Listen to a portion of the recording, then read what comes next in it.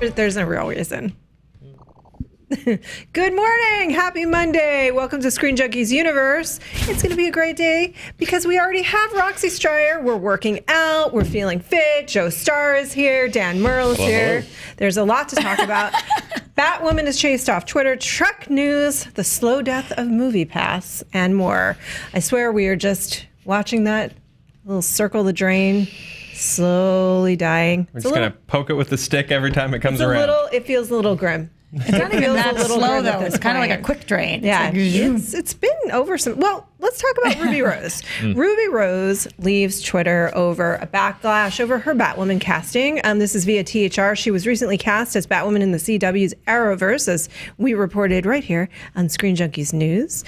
She's playing the lesbian superhero, and 2 days after the announcement, she deleted her Twitter account and limited the ability to comment on her Instagram account to only people that she knew and was following back, which I didn't know that was an option. So this is new information. Noted. Silver lining. And so basically, fans argued that Rose wasn't Jewish, unlike Kate Kane and Batwoman / not gay. And that's actually not true. She is. And so this is what she had to say.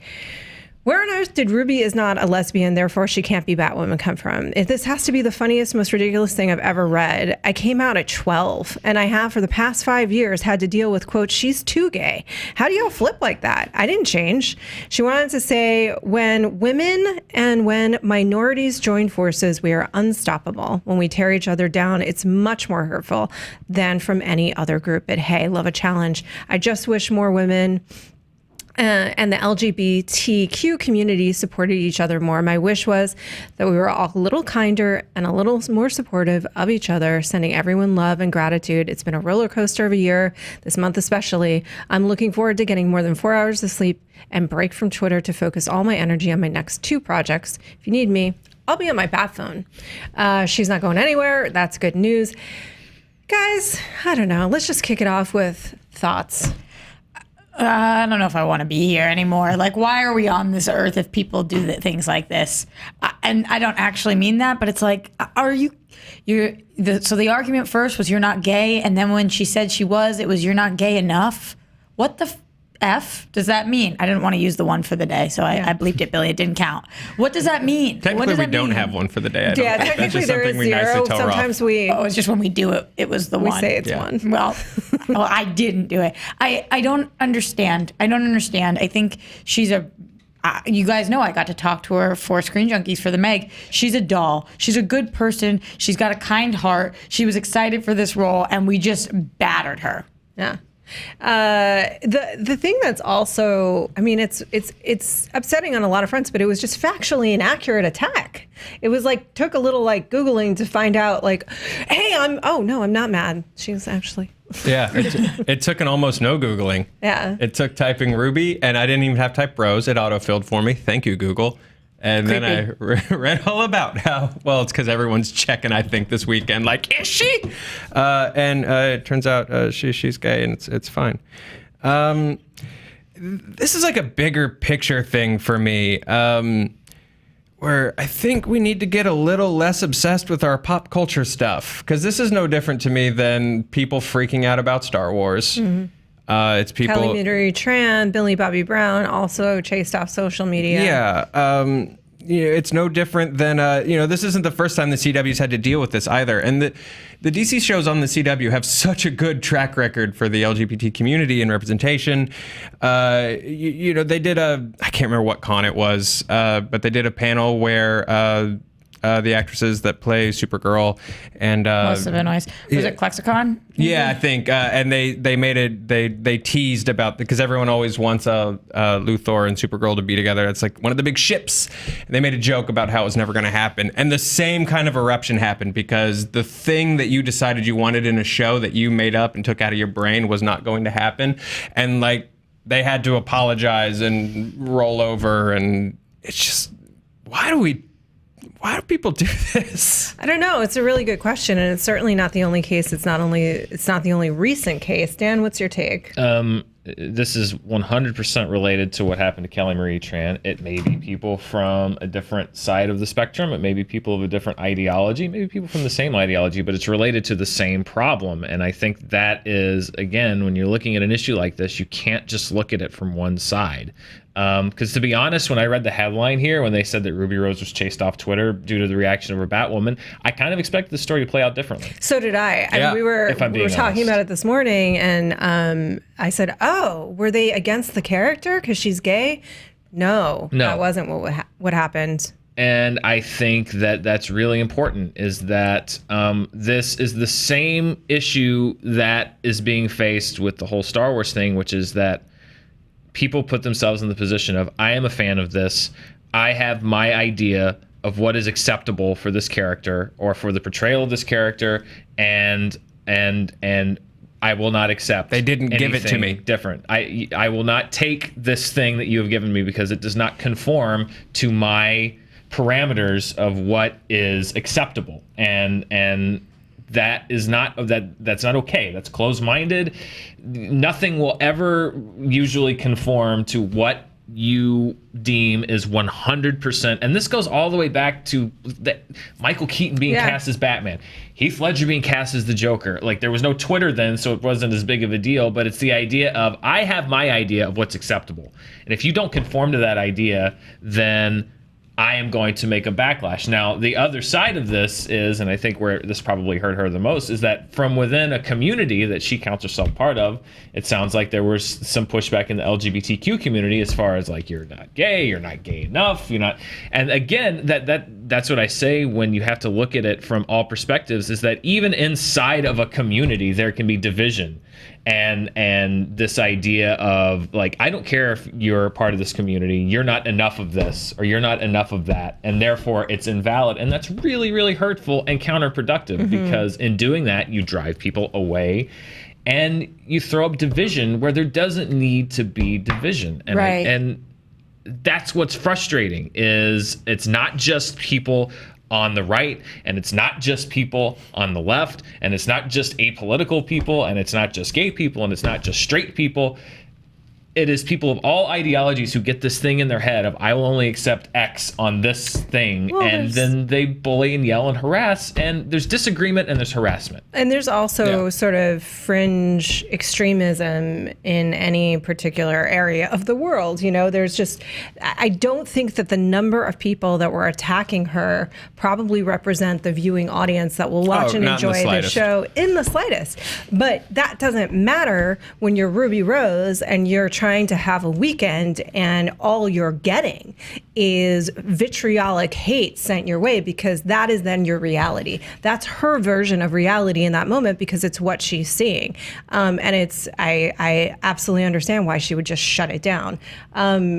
Joe, also this weekend you were telling me that there was some writers from Voltron. Yeah, I don't think anyone got chased off social from Voltron, but they killed a gay character in season 7 of Voltron, which has been another show that's been really strong in its representation. And, you know, without getting into the, you know, ins and outs of, like, is that a trope? Did you fridge someone? Did you earn it? Did you not? The reactions are just really, really nasty. It happened to the creators of Steven Universe and the 100, and the 100, and it's just it's just really, really gross and sort of unfortunate and disappointing. I don't even really know what to say about it, other than, like, I don't know why you want to even, like, create for those folks anymore. Yeah, but completely. they don't. I think it's the problem is, and Roxy weigh in. Like, I really think the problem is the perception and the ability. I'm not going to argue that social media is like the doom to society. I'm on it, you know. Whether it is, whether it isn't, it does good, it does bad, like any other tool. But it certainly acts like a funnel, right? And these views that I believe are the minority views of most of the people that would watch any of these things 100%. Most people don't care. Yeah. get amplified Yeah. and feel like they are the majority point of Yeah. view, particularly to the actual human person Yeah. with feelings and emotions The problem that's getting is attacked. that funnel gets shoved in their mouth. Yeah. Like that's the problem. That's really the loud. misperception that now they view their fan base inaccurately. They view the fan base of the thing that they are participating in as these people that are vitriolic and willing to attack and really hatefully willing to attack because they disagree with something. Whether the decisions with the characters are right or wrong is irrelevant to the behavior associated with it. Completely. So it started the LGBTQ community, and obviously not as a whole, but members of it were upset because Ruby Rose described herself previously as gender fluid.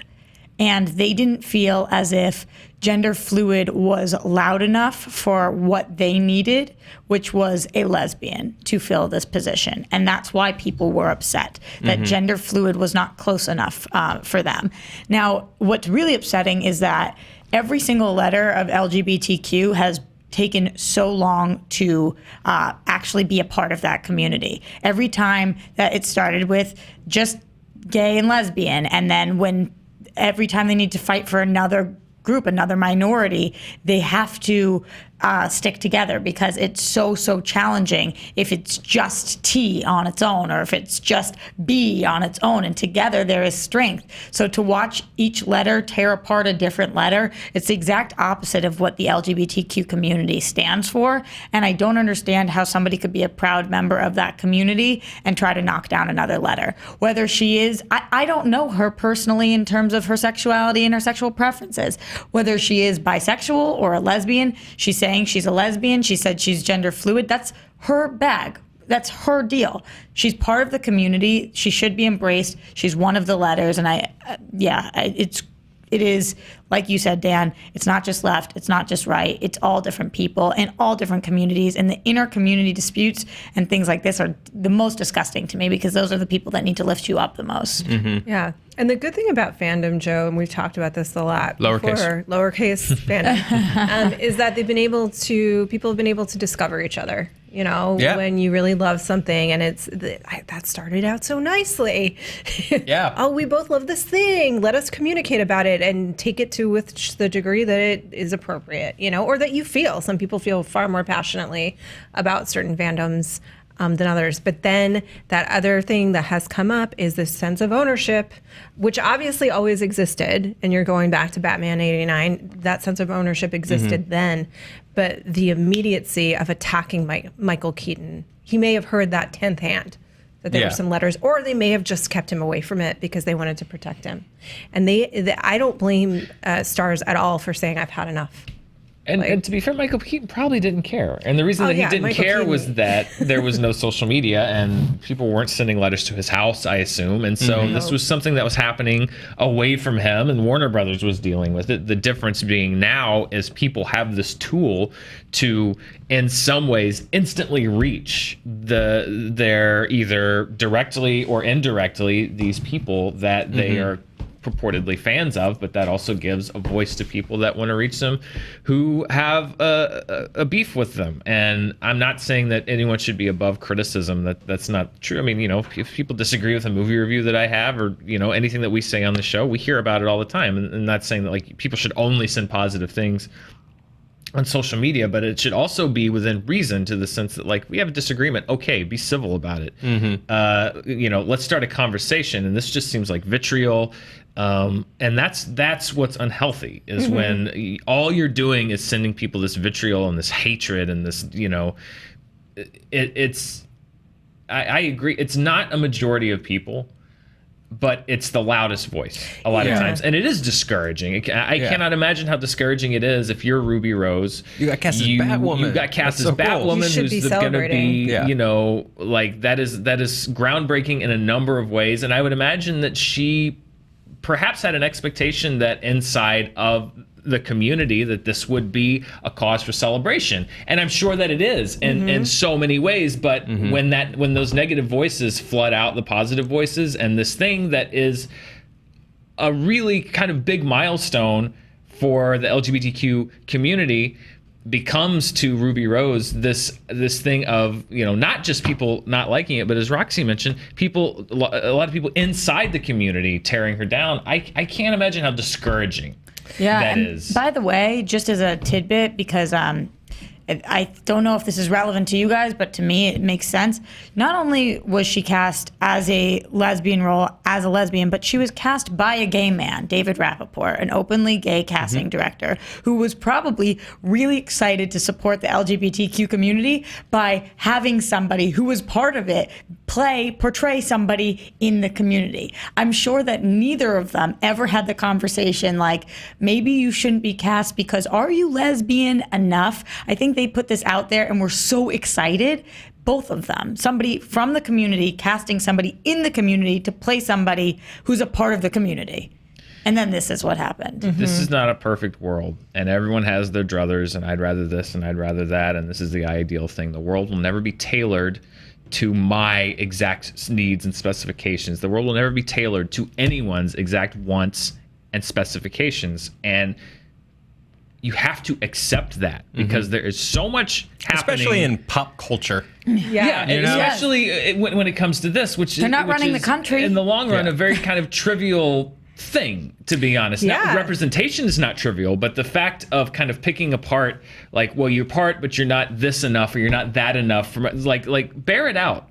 If you have questions, wait and see what's the representation like? How is she representing the community and the character? Look at the work. Look at the finished body of work, because it's not just enough that people contend with their work when it's done. Now they're having to contend with their work before they even do it, before it's even taped, before it's even filmed, before it's even written. And that is where you're signing up for this battle, this 4-year battle to get something to the screen. In the meantime, there are things happening, and I don't just mean politically, I just mean real world things that need attention. Sure, people and there are always hungry. are. There are always things that need attention, and the idea of fixating on this and this is what people choose to elevate to the public. It's just it's a tightrope, because you don't want to say that these issues aren't important. But at the same time, you can't just jump down the throat of anything that you perceive to be not 100% to your idea of what is ideal. Well, I think but it's almost separate things, right? Because one question is in fandom, cap lowercase, in general, there is the expectation, but not just in fandom, in anything. In the last decade or so, I do think that there is some kind of expectation that if the world doesn't exactly match what I want it to be in a place that I go to for a thing, then there's something wrong and it needs fixing. And I think we see that even in our tiny little slice of the world, where people want to see what they want to see there. And if they're not, they feel betrayed, and they feel like they have the right to personally, in some cases, contact people. And I shut down people's ability to contact me on Facebook because someone was harassing me every day, telling me everything we were doing wrong on the show, with a lot of hate. And I was like, well, I guess thanks for the click. I don't know what to say to you. It's a very strange thing that's happening for you right here. But that's one thing. And then separately is the community and representation, which I think does matter, because how representation happens in media impacts real world interactions and events and perceptions of who has ownership, who has autonomy, who has personhood. If something is told from the perspective of only one type of person, that's the only person that really matters. That's the subconscious message that's being delivered. That's why representation matters. Am I making sense? 100%. But even if you have a strong feeling about that, basic civility, what happened to that, Joe? I don't know. You're a Southern boy? What happened to manners? Well, let's not talk too much about where I'm from and representation in the LGBT community. What happened to just being manners? nice. Yeah. If you don't have anything nice to say, don't say anything at all. And again, my concern with it is specific. All of it? Well, I want to just continue to say because if you don't say it out loud, people go, "Oh, so you're saying that fighting for stuff like this in the world doesn't matter?" And of course it does.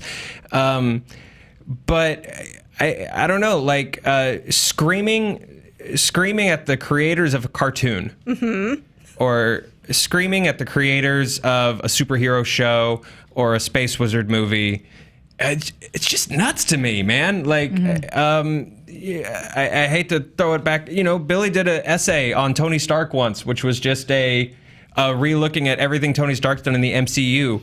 And there were people who went after Billy who were literally like, how dare you, after everything Tony Stark has done for the world and you, like he's real. And it legitimately scares me. And this is a different video I do about like people feeling really isolated in the internet and blah, blah, blah, blah, blah, blah, blah. But like shit like that really, really terrifies me. Yeah, that's where I am. Roxy? Yeah. Okay. Yeah. Good. Yeah. I mean, What do we do? What do we do, man? Spread love. I mean, it's cheesy, but like send nice messages. If you think somebody is great, tell them. Let them know you like what they're doing, that they're a strong performer, or that you think that they're doing good for the world. And she is. She was really cool in John Wick 2. She was really good on Orange is the New Black. Yeah, I've started leaving a lot more Instagram comments. Who knows if it actually matters, but like I'll just start commenting on anybody I see, and I'm like, "You're doing great. You're so amazing," because maybe they're not hearing it. I don't know. Just try to say something nice. Take a step outside and think, like, before you say something online, take a step outside and think, like, what if someone sent that to me? And again, it's not that the sentiment is wrong, but there's a difference between like, you're not gay enough to play Batwoman, and somebody tweeting or sending her a message on Instagram saying like, hey, you know what, as a member of the LGBTQ community, I'm a little concerned, but you know, we'll see. I hope you do great, and we'll see how it turns out. It's essentially the same sentiment, but when you two different ways, and it's. And I get like, we get 10% of what she's probably gotten over the past week, and I get 10% of what you guys get, and the little tiny 10% I get, I get 10% of what those two get. Yeah, so. It's brutal. I can't imagine. Yeah, like. You know, I think that it's just going to change. I really think that this era of like Twitter and social media and all of that, and there was a report on NPR last week about what Twitter has or has not done to protect its users, and it's very little, to be honest. Oh yeah. So Instagram's even freaking less. Yeah, so I really think it's just going to have to change, because I think that these celebrities are going to realize that the cost isn't worth the gain, and it's just like. She could have also on Twitter switched. I think you can switch to only hear from people that you know. But at that point, what's the point of having it? And it's all still there. Yeah. It's all still there. Yeah. You just closed a screen door so they can't walk directly into your house. Yes. But it's all still there. I think they're going to get a point where Twitter's going to realize that their big traffic drivers, celebrities, actors, creators, performers, are going to start walking, and you know, at the end of the day, dollars are what's going to matter to Twitter. And when they start losing money because of things like that, then they'll step up and go, maybe we shouldn't just let everyone just scream at each other. Yeah. But yeah. We'll see how it all plays out. But definitely, we wish Ruby Rose good luck on this character, and she's not backing away from it. So there 100%. You have it. Star Trek. Dan, Star Trek good 4 news. might be in jeopardy. A long time ago in a galaxy far, far away. Two of the least You're pushing my buttons, Joe. Yeah. Two of the least superior Chris's, Pine and Hemsworth, were in negotiations to star in Star Trek 4. It's Evans, and everyone knows it. But sources say that talks between the two actors and the companies, Paramount Pictures and Skydance Media, have fallen apart. This is again via the Hollywood Reporter, due to money. They basically wanted to have the same kind of deals that they had when starring in Marvel movies, which I'm curious what those deals are now, frankly. And Paramount said, hey, look, Star Trek is a different kind of movie than Star Wars or a Marvel movie or a DC movie, and we're trying to keep on budget here. So please work for less. And they said, nah. And so what's going to happen in the future is a little bit unclear. They're still negotiating with the other stars of the series, Zoe Saldana, Zachary Quinto, Carl Urban, Simon Pegg, John Cho. But it's kind of like you could recast Hemsworth as his dad because he had such a tiny role in the first movie. But Pine, what are you doing without Captain Kirk, man? Yeah. You just have to recast everything, and you can't do that. That's too weird. I mean, it's kind of it's who do you? I mean, they say that they were given guarantee. I can see why Paramount's trying to lowball them here, because the last Star Trek movie did not do very well. Depending on who you ask, it was a loss, or if it was a winner, it was a very narrow winner. And Paramount's saying we've got to cut the budget. Pine and Hemsworth. I mean, I can't imagine what kind of deal they had with Hemsworth, but Pine, I think is just saying like, hey, we agreed to. I'm sure that they had some kind of deal in place where you get paid more successively, and he's saying like, hey, we had a deal. I want what you pay me. They're saying like, we can't make it for this budget. It's negotiation. It's. I'm sure the truth is somewhere in the middle, but I mean, I'm a little surprised that I don't know how they even justify making another Star Trek right now, if I'm being honest, because the last one didn't do great. I don't know, and I love Star Trek, but I don't know how much heat there is on another Star Trek movie at this point right now, which is kind of surprising considering they just rebooted it less than 10 years ago. I'm sort of surprised the move wasn't making the Picard thing some kind of movie. Honestly, I think that's the only heat I can imagine for a new Star Trek movie. I think there would be less heat, if I'm being honest. Really? I think for a movie, there would be even less heat on that than there would be for another Star Trek reboot, just because it's been 24 years since Star Trek The Next Generation was on the air. And I want to say 15 years since there was a Star Trek The Next Generation movie in theaters, which Nemesis did not do well. Yeah, true. You don't do anything without Captain Kirk. You can't do Captain there's Kirk's no on an movie. away mission and here's the adventures of the rest of the Enterprise crew. It doesn't work like that. So do you just simply recast him and have No. That's crazy, Yeah. though. Then come up with some kind of like we ended up in a wormhole, and Yes, in that yes. wormhole, like Kirk changed again. No, I mean, I think you've got to make it work. Is you have to make it Hemsworth work. a big deal? That's Hemsworth. I think you Like, can. Yes. Yeah, he's gonna play that. The dad is gonna play a bigger role, apparently. Oh, But- rewrite it. Yeah, but Pine is the one for me that I feel like you can't make. The Yeah, movie and as without the him. greatest of the Hollywood Chris's, he's worth every penny that he's asking Okay, for. well, Slow down. Here's the thing: is you Evans. do want to get the greatest Hollywood Chris, which is Chris Hemsworth, Evans. on board. That is the game. No, Hemsworth is the game changer for this movie. Yeah, I think And I mine's think Pratt, Hemsworth just knows throwing it this. out. Hemsworth is the one that potentially draws in the crowd. Yeah. Hemsworth is the one 'Cause that is Thor. what opens Yeah. up Yeah. the crowd to this new Star Trek movie, and I think he knows it. I think he's asking for a lot of money, but they're going to ask a lot of him. I don't know how that quite works, because he was the whole crux behind this whole reboot to begin with, which is that Captain Kirk's dad sacrificed himself to save him and his mother, and that was what inspired him to go into Starfleet. So now if you go back in time and change that around, and now he's not dead and they're teaming up. Again, I just don't know if I like that very weird. story. It's Story, very yeah. weird, Yeah. but I think they know that the key to the box office is getting Hemsworth on board and leveraging his star power. Not that Pine and the rest of the crew don't have it, but he's got He the has it A-list more. star The only power. way I accept it is if they do a Generations redo. And what was that energy wave called? The Nexus. Yeah, if they redo the Nexus and Whoopi Goldberg is back, and that I'll watch. And that's how Hemsworth and Pine team up, and Hemsworth takes lessons on how to be a Chris from Chris Pine. Well, I will say I agree that you can't do Star Trek without Kirk, but just throwing it out there, that cool scene where John Cho took over the bridge for a while and did some aggressive negotiations was pretty sick. I do like the idea of a Sulu movie, but I agree spiritually you need a Kirk in Star Trek. You call it Sulu, a Star Trek story. Which I watch, which I don't really I watch. think that Paramount is trying to make this work for the reasons that we've often talked about with Paramount. That's why they're desperate for Bumblebee to work, and they needed Mission to work, because they only have so many franchises that they can lean on to be the moneymakers for them, and Trek is one of them. And so I think that's why you see them in all of these different conversations. Like, what do you got, Tarantino? I don't know. What's going to make this thing fly? Like, they really need this to work. So they're in a crap. I feel bad for that studio, because they're in a bad position in the sense of, you're right. Like, does the whole thing shut down if they don't come to an agreement with the Chris's? But then they're going to be paying more than they reasonably. If it loses money, they're screwed. Take points, Chris's. Believe in your work and take some points. I mean, no one forced them to make Transformers the last night. I'm just saying, nobody. They made some bad decisions. Dan's not feeling bad for them. They made some bad decisions. They also gave $30 million for Mother, but there you have it. Yeah, they're in a difficult spot, but at the same time, it's because they milked all of their franchises beyond the milking point. So Yeah. Well, quiet places. maybe they can. I want to start using beyond the milking point more. I Yeah. think that was a Milking good. point. Yeah. We should need to start fitting that in more. We should just make that a show. You know what's beyond the milking point?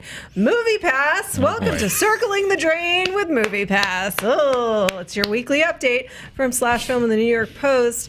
New York Post confirmed that Movie Pass has rolled out a new plan to keep users from spending their money so quickly. Here's another twist, another layer for the Movie Pass user. Is there the one who's left? So customers trying to check in at movie theaters that don't offer e-ticketing options were forced to choose between only two movies, mostly Mission Impossible Fallout and The Spy Who Dumped Me, which were not this weekend's opening released films. And then Mitch Lowe, the CEO, said, unfortunately, in order to stay financially stable, we've had to curtail the service. Parenthetical, it doesn't say this, but it should. Again, we had the right to ship as far as the amount of money we were burning. This has been a challenging time for us and our customers. We're trying to save service and be able to be available in the long run. Adding the 2 movies dailies could change each day. In any event. And then also showtimes were limited. Like there was one theater, AMC Empire 25 in Times Square, which I'm surprised they're actually still available there, but it could only be purchased at 2:30 p.m. and 10:45 p.m., just exactly when everybody wants to watch movies. So people weren't able to see things like The Meg or Black Klansman this weekend if they wanted to using their Movie Pass. So this is just like, again, it just feels a little grim at this point, watching the animal like just slowly the life fade away from poor little Movie Pass. Dan, what do you think? Poor little, no. Don't give me that poor little Movie Pass. They knew they were losing money for a year. They pushed it to the brink. They walked around like the head honchos in town and told everybody how stupid they were. When AMC launched their things, they laughed at it and said, oh, good job. Same price and you're offering a fourth of our movies. Yeah, great plan. And then within 2 months, they're like, yeah, you can only watch one movie, one of 2 movies. Well, at some theaters, at some times, but we might charge you more, and you may. Well, once you get there, you might not be able to do it, and we can't tell you what movies you can see or at what. And it's like really, like a month ago, you were laughing at every other person and denying that you were running out of money. I don't feel. That's why I don't feel bad for them. It's not because I think in the long run, it may be a positive thing for consumers in the sense that they have pushed these chains like AMC to make their own subscription services. So it's not that I'm angry at them for doing business. I think that they can't really play this has been a really challenging time for us. It's like, no, you were in trouble. You refused to acknowledge it. You misled your consumers at every turn as to both what changes you would be doing, how, remember when surge pricing was going to be $2 and only on select movies at select times, and you'd get a pass, and it was like $6 on every movie at every time. And then, and even this thing, if you can only choose 2 movies a day, that was not in that big email they sent out last week talking about all their changes in service. They didn't mention that, until the new change takes place where you can only see 3 movies a month, you're going to be limited to 2 choices a day. Yeah. And even then, of course they didn't say that because they want to hide it. And that's why I don't feel bad for Movie Pass. It's not because they are having hard times. It's not because they offered a great deal. I took so much advantage of that deal. Yeah, I mean, they lost hundreds of dollars on me. It's the fact that they even still, like now when they're out of money, they're playing hey, we're just doing what we can. It's a really challenging time for us. It's like you knew what was happening and you ignored everyone and you arrogantly thought that you would go to the theaters and strong arm them to give you concession money. And it's like you had a bad plan. You were it's like the mob showing up, but they have Nerf bats. Yeah, exactly. Hey, it'd be a shame if something happened to you. It's like you don't have any weapons. You have no power here. You have no power here. And this AMC theater was just so annoyed with them, and I think that they probably. But it is interesting because they did force AMC theaters to offer a similar deal, which I am currently taking advantage of. Roxy, how about you? Do you have any of the? I think that this is a very good indicator on if you could date somebody.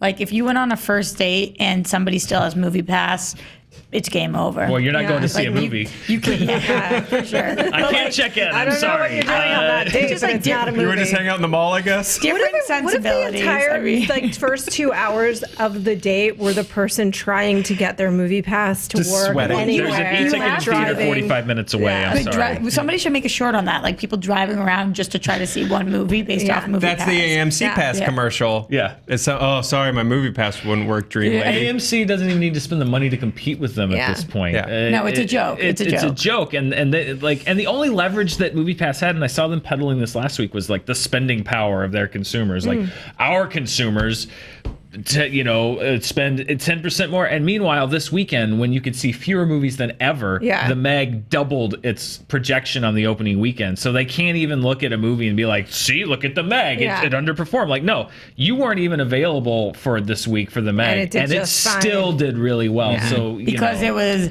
amazing.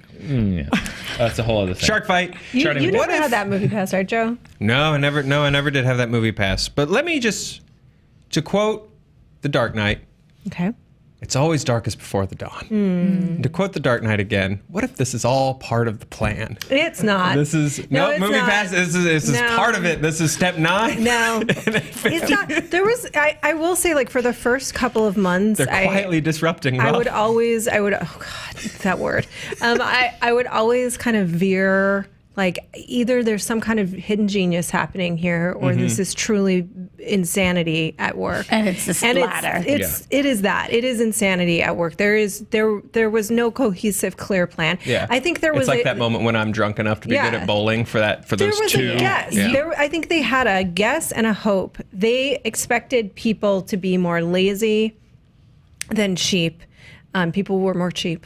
They did Bad not bet. know America. They Bad made a bet. bad bet. Yep. And it's Yeah. actually the latter of them, and it's I was born in the darkness. that is movie pass. Yeah. Well, and I Movie think what passes in the pit. they didn't understand bad. how much in the people that hole. love movies Would go. love movies, Yeah, because yeah. that was their problem. It was They like, underestimated us. I forget what percentage of it was. Yeah. 70% only used their movie pass, but it's like that other 30% was using it. Hey, you tell me I can go see a movie every day? Game on. Yeah. And they did. I was winning when I was paying $40 a month for a movie pass. That's when I had movie pass, Yeah. and I was still winning because I was lapping them with how many movies I was Yeah. seeing. And- It was $40. At least they were making some money. And I do think if they can get liquid, that I do think 3 movies a month is a sustainable business model for them. Like I'm currently paying for Cinemia, Yeah. which is 3 movies a month, but the difference is that I can use it at the ArcLight chain here in LA, which is a little more pricey. So that makes sense for me to have. I also have the AMC, and I've got the other one. I do think that it's sustainable for them at 3 movies a month at $19.95, but.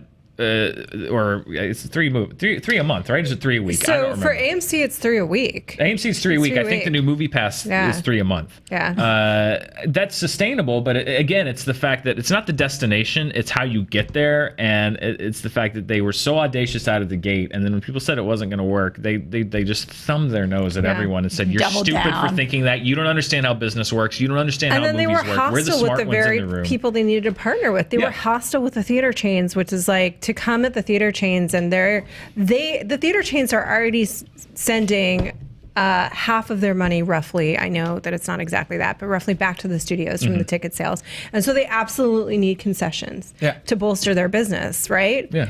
And for MoviePass to come in hot and be like, I'm going to have a piece of that because you need me, AMC's like, get the F out of here. Yeah. Like, frolic you, man. I don't need you, and you're making my life harder. And get out. Frolic you. You flipping nailed that. Yeah. Yeah. So Born in the to me, it's like darkness. they overestimated their value to the theater chains, and they underestimated just how many movies we could see if you challenged us. And they underestimated how much they could jerk around their customers and Yeah. change the terms before And people not- got fed up. Yeah. And that's what's happening is people are just like, why am I even doing this anymore? I can't even see movies. Why do I subscribe to you? And they made it harder and harder to use the service. Like nothing about their approach, like Roxy coming back to her original point, like by 5 months ago, I was like, no, this is insane. It's definitely not some grandmaster plan. It's not. I don't know, guys. I just You're still you still on it? Okay. Just Still think holding There's on still hope. hope. Gotti was step 4, baby. Yeah, here we are. Lose a step bunch 8. of money on a bad John all I'm saying is in 30, 40 years, my kids will be on a commercial charter flight to Mars with Movie Pass space. But with all Because you wrote it with Sharpie. yeah, exactly. And no other reason. With a big smiley face and he will have turned Mitch Lowe will have actually turned And into then the mid-flight, Joker. they're going to be like, we can't actually go to Mars. Yeah. Yeah. Space But- Pass. We'll shoot you into space once a month, but we don't know if you get back. And then they're just going to have to get But we towed back to can Earth by Space Force. Slowly $10 go around the tarmac for a good hour and a half and gonna then be let good. you out. I will say this though, I think it's really, really, really difficult to start any business, and it's much easier from the outside to look in and say what's not working about it Totally. than to actually start it in the first place. No, it's not that hard. If I took my Blu-ray collection out to the street and I said, I've started a new business. It's called Here's My Movies, and you can have any one of them for $1, and I'll buy them off of you for full price. That's a really easy business to start. Yeah. It's just a really hard business to keep afloat. sustain, And I think yeah. that's where they figured out an easy way to start a business. They just didn't get to the keeping it in business. Will Yeah. someone Well, please Photoshop a lemonade stand And with picture Dan. of Dan with these are my Blu-rays? Their big mistake is that there are a lot of subscription services that people sign up for and then forget, you know, and they thought the same thing would apply in this case. It didn't. They were wrong. Charting with Dan later today. Honest Trailer, yeah. Honest Trailer commentaries tomorrow. There's so much good stuff coming up this week. We will see you tomorrow. Yeah. And later. And later. And all the time. Maybe we'll see you at your house. No. We won't do that. That's so creepy. Yeah. Don't Yeah. see us at ours. Well, Say we something should like Bane. probably roll out. That's my. Yeah, thank you. Say something like Bane, quick.